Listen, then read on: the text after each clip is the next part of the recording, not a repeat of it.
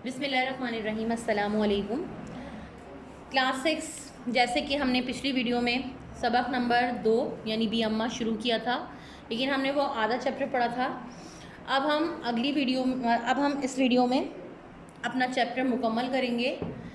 सबक था बी अम्मा, सफ़ा नंबर 24। ठीक है, सबक बी अम्मा सफ़ा नंबर 24 हमने पढ़ लिया था यहाँ तक। बी अम्मा ने उनके इस फैसले को सख्ती से रद्द कर दिया। दूसरे दिन ही अपना बचा कुचा जेवर गिरवी रखाई और शौकत अली की तालीम का बंदोबस्त किया। हमने लास्ट वीडियो में अपना इतना चैप्टर पढ़ लिया था। अब हम आगे से शुरू करते हैं। सफ़ा नंबर 24 है ये। चलिए शुरू करते हैं। ये उन दिनों की बात है जिस ज़माने में तहरीक खिलाफत ज़ोरों पर थी। बी अम्मा के 2 बेटे मोहम्मद अली और शौकत अली पूरे मुल्क में अली बरादरान के नाम से ख़ासी शोहरत हासिल कर चुके थे। उस वक्त आप 80 साल की बूढ़ी हो चुकी थीं, लेकिन आपका अज़्म उस वक्त भी जवां था। आपने कई अहम मौक़ों पर अपने गिरफ़्तार बेटों की नुमाइंदगी की। मसलन आपने 1913 में कोलकाता में मुनक़्क़िदा ऑल इंडिया मुस्लिम लीग के सालाना इजलास में शिरकत की और अपने बेटे मौलाना मोहम्मद अली जौहर की नुमाइंदगी की, जो उस वक्त जेल में थे। यूँ तो आपने बुर्का उतारे बग़ैर ही इजलास से ख़िताब किया, लेकिन आप पहली मुस्लिम ख़ातून थीं जिन्होंने पहली बार किसी मर्दाना जलसे से ख़िताब किया। ठीक है, ये उस ज़माने की बात है कि जब तहरीक खिलाफत यानी आज़ादी की जो तहरीक थी वो बहुत ज़ोरों पर थी और बी अम्मा के दोनों बेटे मोहम्मद अली और शौकत अली पूरे मुल्क में अली बरादरान के नाम से खासी शोहरत हासिल कर चुके थे।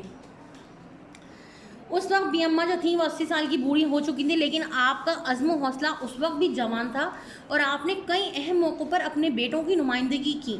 आप अपने बेटों की जगह इजलास में शिरकत करती और अपने बेटों की नुमाइंदगी करती।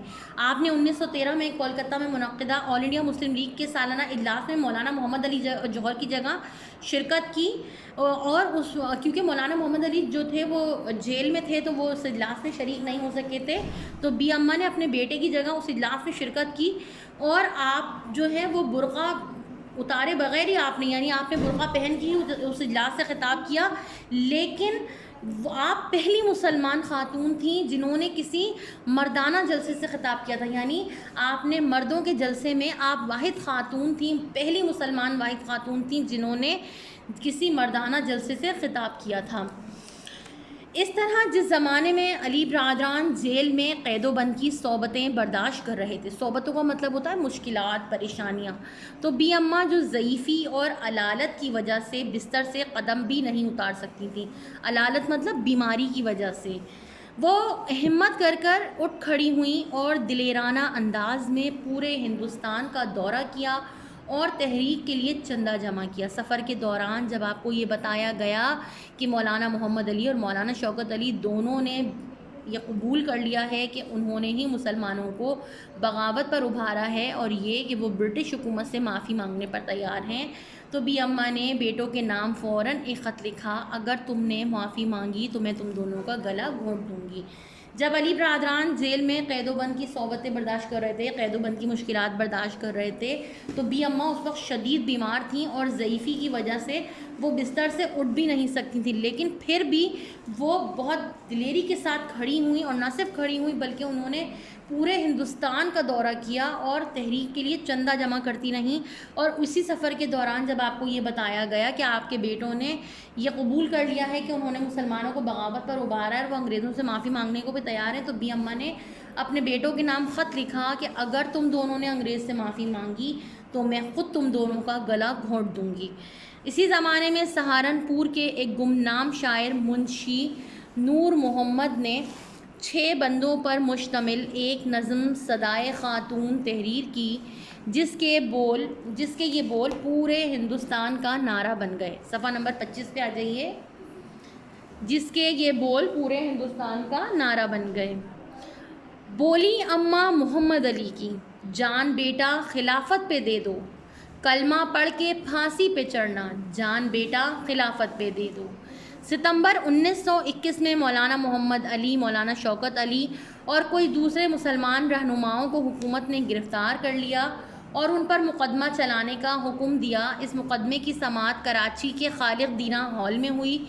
नवंबर 1921 में मौलाना मोहम्मद अली जौहर और उनके साथियों को 2-2 साल कैद बमुशक्क़त की सज़ा का हुक्म सुनाया गया। यानी सितंबर 1921 में मौलाना मोहम्मद अली जौहर और मौलाना शौकत अली को गिरफ़्तार करके, और उनके साथ कुछ और मुसलमान रहनुमा थे, उनको भी गिरफ़्तार करके उन पर मुकदमा चलाया गया और उनको 2-2 साल कैद बमुशक्क़त की सज़ा सुनाई गई। बी अम्मा को लफ्ज़ आज़ादी से कितना लगाव था, लगाव मतलब कितनी मोहब्बत, कितनी उनसियत थी, आप इसका अंदाज़ा आपके इस खिताब से किया जा सकता है जो आपने जामे मिलिया के भरे जलसे आम से किया था। आपने कहा, आज मैं अपना बुर्का फेंक कर आप लोगों के सामने आ गई हूँ क्योंकि मेरी ज़िंदगी का सबसे बड़ा मकसद आज़ादी हासिल करना है। मैं आज़ादी का वो मंज़र देखना चाहती हूँ जब लाल किले से यूनियन जैक उतर आए और इसकी जगह मुसलमानों का परचम लहराता नज़र आए जिसे ब्रिटिश राज ने उतार फेंका था। बी अम्मा ने जामे मिलिया के भरे जलसे से खिताब करते हुए कहा कि आज मैं बुर्का उतार के आप लोगों के सामने आ गई हूँ क्योंकि मेरी ज़िंदगी का सबसे बड़ा मकसद आज़ादी को हासिल करना है और मैं आज़ादी का वो मंज़र अपनी आँखों से देखना चाहती हूँ जब अंग्रेज़ का झंडा यानी यूनियन जैक, अंग्रेज़ का झंडा लाल किले से उतर जाए। लाल किला जो था वो बादशाह का महल था, तो वहाँ से उतर जाए और उसकी जगह मुसलमानों का परचम लहराता नज़र आए जिसे अंग्रेज़ों ने उतार फेंका है। 11 मार्च 1924 को बी अम्मा को अपनी प्यारी पोती आमना बिनते मौलाना मोहम्मद अली की नागहानी मौत का सदमा बर्दाश्त करना पड़ा।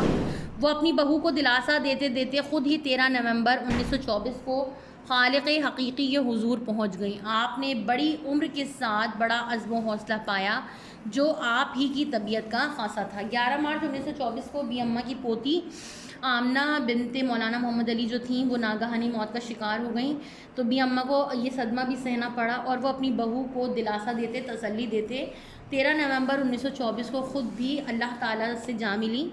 आपने बहुत बड़ी उम्र के साथ बड़ा अज़्म हौसला पाया था।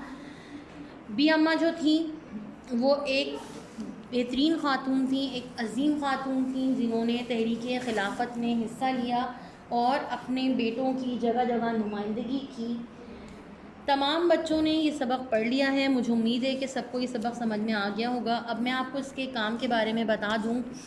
सबक नंबर 1 हम का जो काम था वो तमाम बच्चों ने पूरा कर लिया होगा।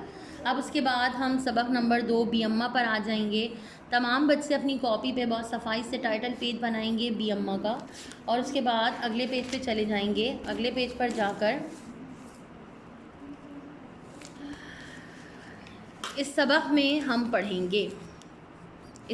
हम पढ़ेंगे लिखाई, अल्फाज मायने, सवालात जवाबात, खुलासा, खाली जगह, सही गलत, कॉलम, मतलब कि जो काम भी आप करेंगे वो यहाँ आप मेंशन करते जाएंगे। फिर आपको यहाँ एक खाली सफ़ा नज़र आ रहा होगा, ये खाली सफ़ा है, यहाँ मैंने लिखाई की हेडिंग डाली हुई है। तमाम बच्चे एक सफ़ा लिखाई करेंगे अपनी बुक से देखकर, फिर उसके बाद अल्फाज मायने करेंगे। अल्फाज मायने के बाद आ जाएंगे सवाल जवाब, ठीक है, सवाल जवाब आ जाएंगे। सवाल जवाब के बाद बी अम्मा का खुलासा तहरीर करेंगे। खुलासे के बाद खाली जगह आ जाएंगी। खाली जगह के बाद फिर आप ये सही और गलत करेंगे। सही और गलत करने के बाद आप करेंगे ये कॉलम वाला काम, ठीक है, ये कॉलम वाला काम। तमाम बच्चे ये हैंड आउट स्कूल से आकर ले सकते हैं, आपको स्कूल से ये हैंड आउट मिल जाएगा। इस हैंड आउट के ज़रिए आप अपनी कॉपी में काम कीजिए, बहुत सफाई के साथ काम कीजिए। मुझे उम्मीद है कि तमाम बच्चों को ये सबक और काम दोनों समझ में आ गया होगा। अगर फिर भी आपको कोई परेशानी है और अगर आप कुछ समझना चाहते हैं तो आप मुझसे आकर समझ सकते हैं। तो फ़िलहाल आज के लिए इतना ही। अब मैं आपसे मिलूँगी अगली वीडियो में अगले सबक के साथ। जब तक के लिए अल्लाह हाफ़िज़।